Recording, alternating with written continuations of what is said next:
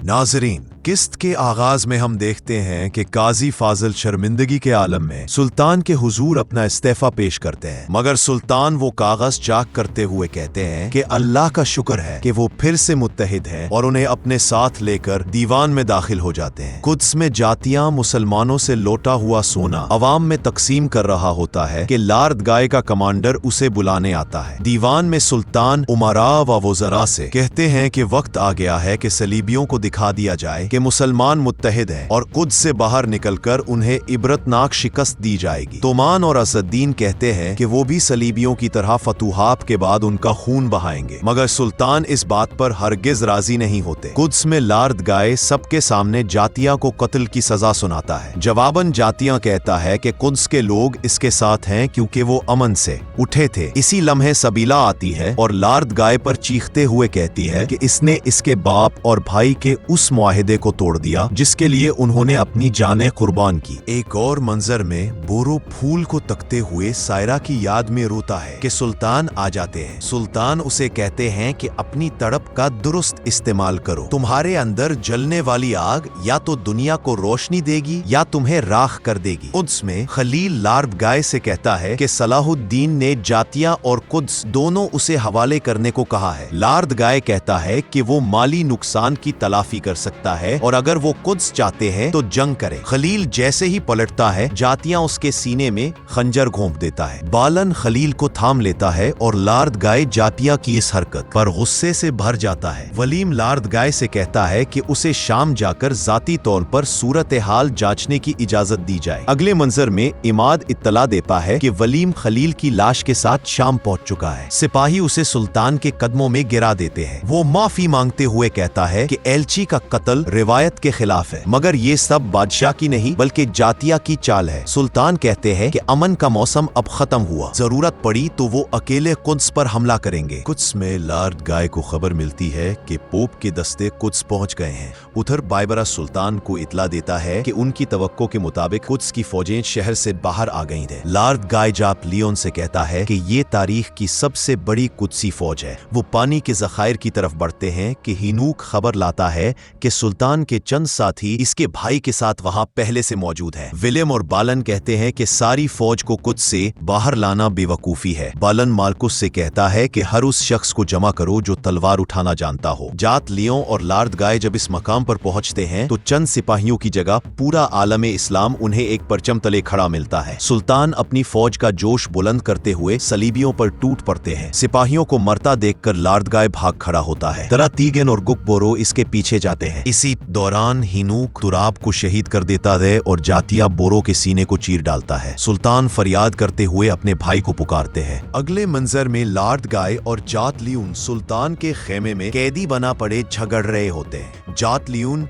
बुजुर्ग से पानी मांगता है मगर वो नजरअंदाज कर देता है। उधर सुल्तान के साथी तुराब और बुरो की मैयतों पर अश्क बहा रहे होते हैं कि सुल्तान वहां पहुंचते हैं। वो बुरो के माथे पर हाथ रखते हैं, उसके साथ गुजारे लम्हों को याद करते हैं, फिर तुराब के चेहरे को मोहब्बत से देखकर दोनों के लिए दुआ करते हैं। सुल्तान कैदियों के खेमे में जाते हैं। लार्दगाह रहम की भीख मांगता है। सुल्तान उसे पानी देते हैं मगर जातिया उस प्याले को गिराकर कहता है कि ये वो नापाक मखलूक है जो नबी करीम सल्लल्लाहु अलैहि वसल्लम की शान में गुस्ताखी से बाज ना आया। फिर खंजर से उसका सर तन से जुदा कर देता है, जिससे सुल्तान के साथियों के दिलों को सुकून मिलता है। उदस में सिपाही खबर लाता है कि जातिया मारा जा चुका है और सुल्तान के साथ हलब और मोसिल की फौजें भी हैं। बालन मार्कुस को फौज जमा करने का हुक्म देता है। सुल्तान हुक्म देते हैं कि लार्दगाह को जिंदान में डाल दिया जाए। जिंदान में उसके सिपाही भूखे शेरों की तरह उस पर टूट पड़ते हैं क्योंकि वो उन्हें मैदान जंग में छोड़कर भाग गया था।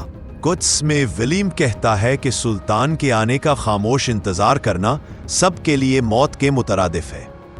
बलन आसमान की तरफ देख रहा होता है कि सिला आती है।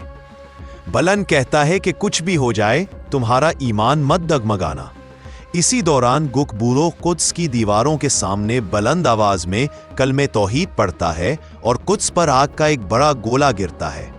सुल्तान अपनी फौज समेत कुद्स के सामने मौजूद होते हैं। बलन जलते इंसानों को देख कर चलाता है कि सब पनाहगाहों में चले जाएं। सुबह काजी फाजिल कुद्स के मुहासरे की तफसील लिख रहे होते हैं। सुल्तान कहते हैं कि वो बलन से आखिरी बार मुज़ाकरात करेंगे कि शहरों को मजीद नुकसान दिए बगैर तस्लीम कर दे। बलन सुल्तान का खत पढ़ता है और सबीला के मना करने के बावजूद इससे मिलने निकल पड़ता है। सुल्तान उसे समझाते हैं कि मासूम लोगों का खून न बहने दो। बलन जवाब देता है कि कुद्स में 3000 मुसलमान कैदी मौजूद है। वो किसकी हिफाजत की बात करते हैं? वो बगैर जंग के कुद्स हवाले करने पर तैयार नहीं होता।